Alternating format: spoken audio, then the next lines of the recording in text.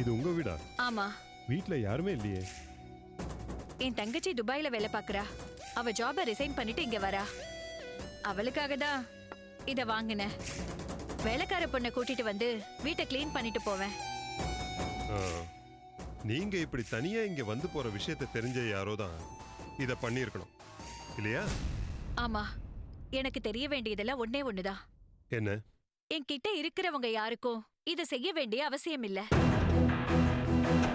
செய்ய வேண்டிய அவசியம் உள்ளவங்க தனியா இருக்கிற என்ன கிட்னாப் பண்ணாம என்கிட்ட வேலை செய்யற பொண்ண ஏன் கிட்னாப் பண்ணணும்? ஒருவேளை அவங்க தேவை அந்த பொண்ணா கூட இருக்கலாம் இல்லையா? ஸ்கூல் பொண்ணு, சின்ன பொண்ணு, அவ யாருக்கு தேவை, எதுக்கு தேவை? அத வேணா கண்டுபிடிக்கலாம். நீங்க டென்ஷன் ஆகாம வேலையை பாருங்க. இப்பதான் எனக்கு டென்ஷன் அதிகமா இருக்கு. ஏன்? ஏற்கனவே அந்த பொண்ணோட அம்மா என் பொண்ணு எனக்கு வேணும் வேணும்னு துடிச்சிட்டு இருக்கா. அவளுக்கு என்ன பதில் சொல்றதுன்னு புரியல. கொஞ்சம் பொறுமையா யோசிச்சா அதுக்கு உண்டான சொல்யூஷன் கிடைக்கும் மேடம். அந்த பொண்ணு லாவண்யாவோட அம்மாவுக்கு இந்த வீட்டோட அட்ரஸ் தெரியுமா? தெரியாது. ஒருவேளை என்னோட பிஏ கொடுத்திருக்காரான்னு தெரியல. கொஞ்சம் கேளுங்க மேடம். 1 மினிட்.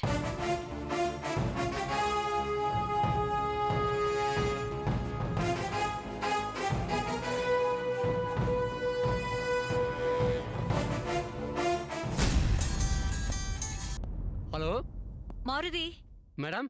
அந்த வேலைக்காரி சரோஜாவுக்கு புது வீட்டு அட்ரஸ் நீங்க கொடுத்தீங்களா? இல்ல மேடம். ஓகே, நான் மறுபடியும் கூப்பிடுறேன். சரிங்க மேடம்.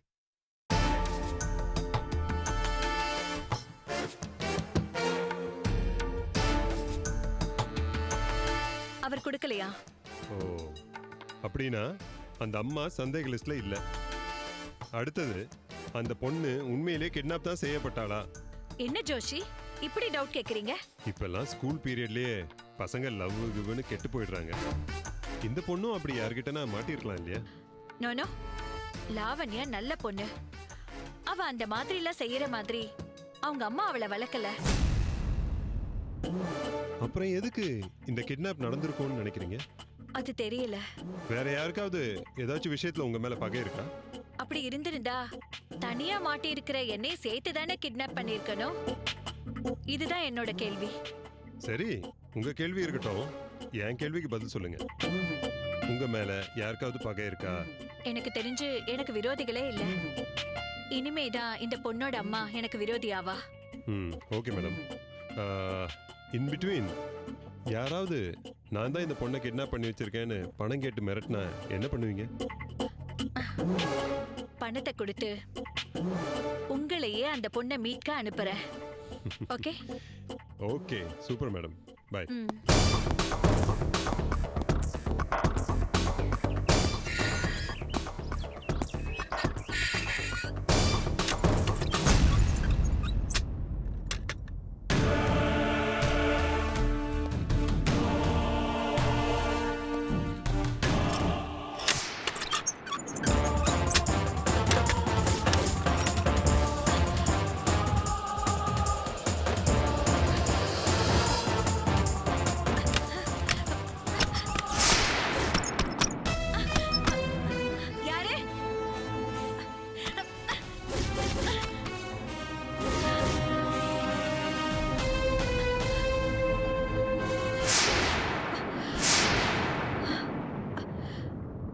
மொபைல் இங்க தானே இருந்தது.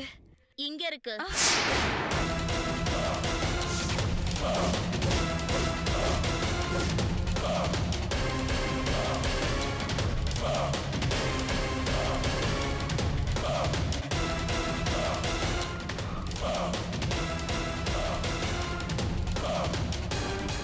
கல்பனா தேவி IAS. அது நீங்க தானே? ப்ளீஸ் உட்காருங்க. நாம கொஞ்சம் பேசணும். அதுக்குதான் மேல் வழியா உள்ள வந்தேன்.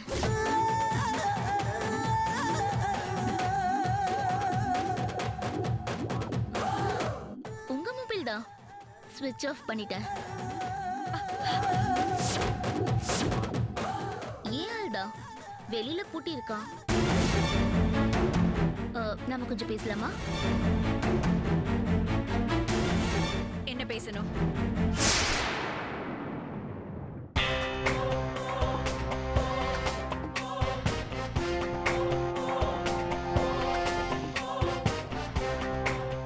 என்ன சார் சைலண்ட் ஆயிட்டீங்க?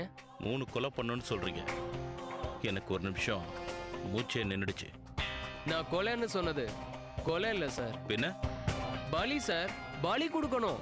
என்ன பலி கொடுக்கணும்? யாருக்கு பலி கொடுக்கணும்? ஒரு தேவதைக்கு நரபலி கொடுக்கணும் சார். மனுஷன் உயிரை தானே பலி கொடுக்கணும்? ஆமா சார்.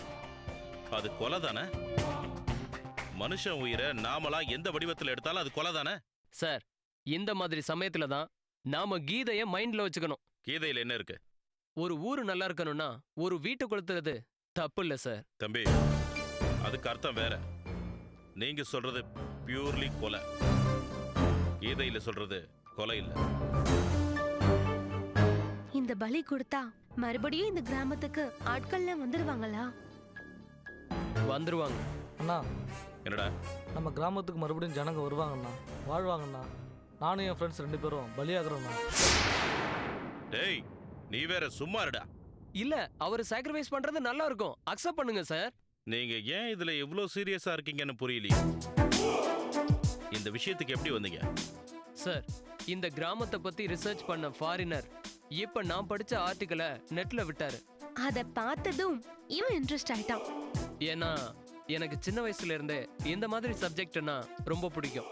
அன்னையில இருந்து எங்க வீட்ல தான் அதோட ரிசர்ச் நடந்தது. அப்பதான் கேரளாவுல இதே மாதிரி ஒரு கிராமம் மொத்தமும் காலி பண்ணிட்டு போன விஷயம் தெரிய வந்தது. கேரளாவிலயா? ஆமா சார், இதே மாதிரி ஒரு விஷயம் இடுக்கி டிஸ்ட்ரிக்ட்ல நடந்திருக்கு. எப்போ? நான் கேரளாவுல ஆபீசர்ஸ் கிட்ட என்கொயரி பண்ணப்ப 50-60 வருஷத்துக்கு முன்னாடி கிராமத்துல அனல் ப்ரொடியூஸ் ஆகுதுன்னு அந்த ஊரு ஜனங்கெல்லாம் காலி பண்ணிட்டு போயிட்டாங்க. ஆனா இப்ப அந்த இடம் கிராமமா இல்ல, கார்பரேஷன் ஆயிடுச்சு. ஜனங்கெல்லாம் திரும்பி வந்துட்டாங்கன்னு சொன்னாங்க. அந்த ஊர் பூசாரி கிட்ட கேட்டப்ப இது எப்படி நடந்ததுன்னு கேட்டேன். தேவதைகளுக்கு 3 நரபலி கொடுத்ததால இதெல்லாம் நடந்ததுன்னு சொன்னாரு. அதனாலதான் உங்களுக்கு அந்த ஐடியாவை சொன்னேன்.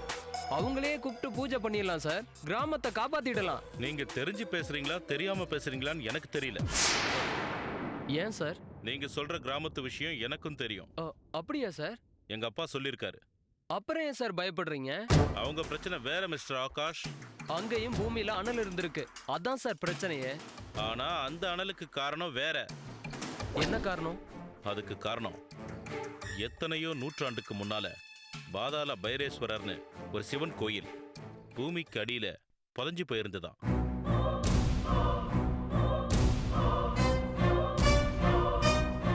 அந்த சிவன் விக்கிரகம் முழுக்க முழுக்க அபூர்வமான ஸ்படிகத்தால ஆனது. அந்த ஸ்படிகத்தோட பவர் அப்படி அனலை அதிகப்படுத்தினதா பேசிக்கிட்டாங்க. அதுக்கு ஒரு பூஜை பண்றதுன்னு முடிவு பண்ணாங்க.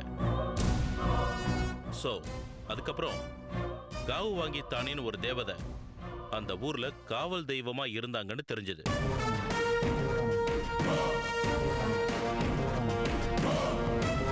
அந்த சிவன் கோயிலை தோண்டி அந்த சிலையை வெளியில எடுத்து ஆர்காலஜி டிபார்ட்மெண்ட்டுக்கு கொடுக்கணும்னா அந்த காவல் தெய்வத்துக்கு பலி கொடுக்கணும்னு கொடுத்தாங்க.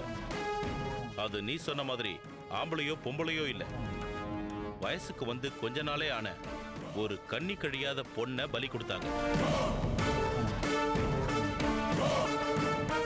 நான் ரிசர்ச் பண்ண வரைக்கும் எந்த அனல் பூமியா இருந்தாலும் காவல் தெய்வத்துக்கு பலி கொடுத்துட்டு உள்ள இருக்கிறத வெளியில எடுத்து போட்டுட்டா பூமி நார்மல் ஆயிடும்.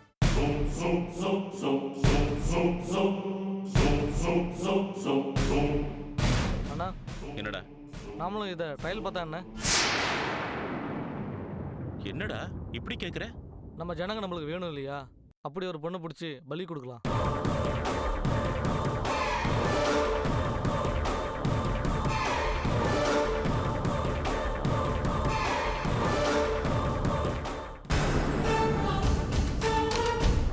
என்ன அப்படி பாக்குறீங்க? ஒண்ணும் இல்ல. பாக்குறதுக்கு இப்படி இருக்காளே, ஆனா சம்பந்தமே இல்லாம போல்டா பேசுறாளேன்னு பாக்குறீங்களா? அதெல்லாம் ஒண்ணும் இல்ல. யார் நீ? உங்க தங்கச்சி எப்ப வராங்க? ஏன் தங்கச்சியா? ஆமா. அவ எப்ப வந்தா உனக்கு என்ன? அவ வரலினாலும் பரவாயில்ல, அவ புருஷன் வந்தாகணும், எனக்கு அது போதும். அவ புருஷன் உனக்கு எதுக்கு? என்ன காதலிச்சு கர்ப்பமாக்கிட்டு என்ன ஏமாத்திட்டாரு.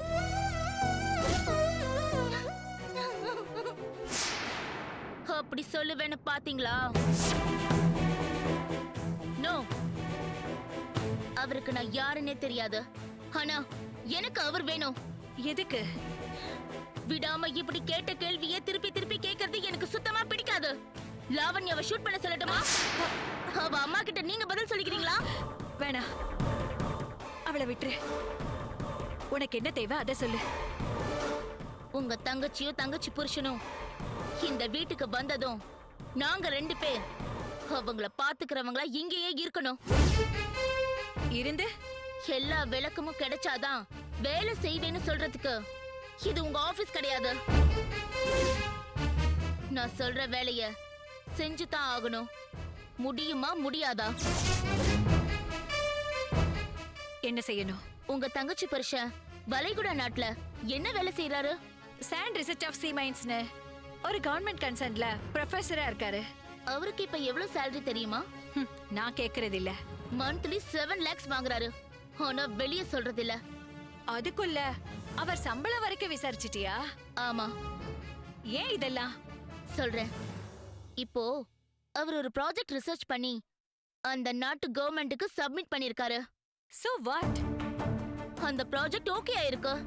அவருக்கு இனிமே மாசம் 90 லட்சம் ரூபாய் சம்பளம் ஃபிக்ஸ் ஆயிருக்கு. அப்படியா? உங்களுக்கு இதெல்லாம் தெரியாதா? வெளியில இருக்கிறவங்களுக்கு தெரிஞ்ச விஷயம் கூட சொந்த காரியான எனக்கு தெரியல பாரு. மாசம் 7 லட்சம் ரூபாய் வாங்கினவருக்கு 90 லட்சம் ரூபாய் கொடுக்கறாங்கன்னா அந்த ப்ராஜெக்ட் எப்படிப்பட்டதா இருக்கும்? எனக்கு தெரியல. இதுல நான் என்ன பண்ணணும்?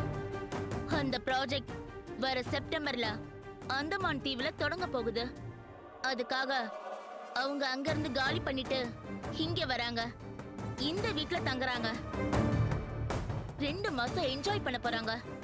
அவங்க இங்க வரதுக்கும் நீங்க லாவண்யாவை கடத்தினதுக்கும் என்கிட்ட இதெல்லாம் பேசிட்டு இருக்கிறதுக்கும் ஏதாவது தொடர்பு இருக்கா? இருக்கு. என்னது? இங்க வந்து தங்க போற உங்க தங்கச்சி புருஷன் கிட்ட அந்த ப்ராஜெக்ட் ஃபைல் இருக்கும். அத நீங்க திருடணும். எங்களுக்கு ஒரு காப்பி கொடுக்கணும். அப்புறம் ஃபைலை எடுத்த இடத்துலயே திருப்பி வச்சிடணும். ஃபைல காப்பி எடுத்த விஷயம் அவங்களுக்கு தெரியக்கூடாது. நாம 2 பேரும் சந்திச்ச விஷயம் வெளியே போக கூடாது. எல்லாத்தையும் மறந்துடணும். அதுக்கப்புறம் மயக்கமா இருக்கிற லாவண்யா உங்க வீட்டுக்கு வந்துருவா. நீங்க உங்க அரசாங்க வேலைய எப்பவும் போல பார்க்கலாம். உங்க சமூக சேவையையும் எப்பவும் போல செய்யலாம். என்ன சொல்றீங்க? யார்கிட்ட என்ன வேலை சொல்லிட்டு இருக்கோன்னு தெரிஞ்சுதான் பேசுறியா? வேற யாரையாவது அப்பாயிண்ட் பண்ணி இந்த வேலையை செய்ய வைக்க எங்களால முடியும். ஆனா அதுல ரிஸ்க் அதிகம். அதுக்கு என்னையே இந்த வேலையை செய்ய சொல்லுவியா?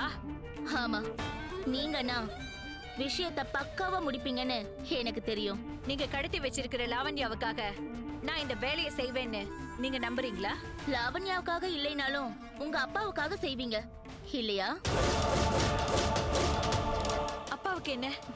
சொல்றேன். முதல்ல உங்க அப்பா இன்னைக்கு இன்சுலின் போட்டுக்கிட்டாரான்னு கேளுங்க. போட்டிருப்பாரு. அதுக்கு என்ன? நேத்து காலி அடிச்சுன்னு சொன்னாரே. சொன்னாரு, ஆனா புதுசு வாங்கிட்டு வந்துட்டாரு. அதத்தான் போட்டுக்கிட்டாரான்னு கேளுங்க. ஏன் எதிரிலேயே நேத்து ராத்திரி போட்டுக்கிட்டாரு. அதுக்கு என்ன? மருந்து கடையில இருந்து அவர் வாங்கினது ஒரிஜினல் மெடிசன். ஆனா அவர் இப்ப போட்டு இருக்கிறது ஸ்லோ பாய்சன். என்ன சொல்ற? மெடிக்கல் ஷாப்ல இருந்து வரும்போது ஸ்கூட்டர் கிட்ட 10 ரூபாய் கிடைக்குதுன்னு சொன்னதும் மருந்த வண்டி மேல வச்சுட்டு பணத்தை எடுத்தாரு. அந்த கேப்ல எங்க ஆளு மருந்த மாத்திட்டான். ஒண்ணும் பயப்படாதீங்க. நீங்க இந்த வேலையை செய்யும் போது அவருக்கு ரெமெடி மெடிசன் கொடுத்திருப்போம். ஃபைலோட காப்பி கொடுக்கறதுக்கு முன்னாடி உங்க அப்பாவை ஒரு ஹாஸ்பிட்டல்ல காட்டி ஃபுல் பாடி செக்அப் பண்ணிட்டு கூட பக்கானா அதுக்கப்புறம் ஃபைல் காப்பியை கொடுங்க. அது போதும். யாரடி நீ? உன் சக்காலத்தி. சொன்ன வேலையை செய். போலீஸ்ல சொல்ல மாட்டேன்னு திமிரா? நீ போலீஸ் ஆபீசர் கிட்ட பேசும்போது நான் வீட்டுக்குள்ளதான் இருந்தேன்.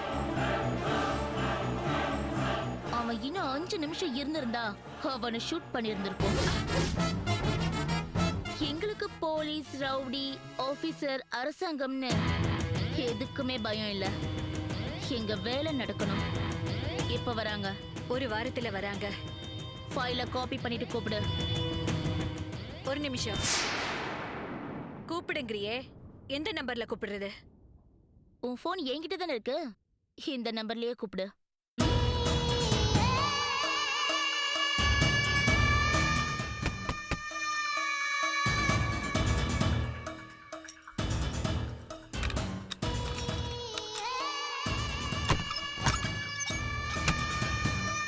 அந்த பொண்ணு எங்க? வண்டியில் மயக்கமாக இருக்கா? சரி வா.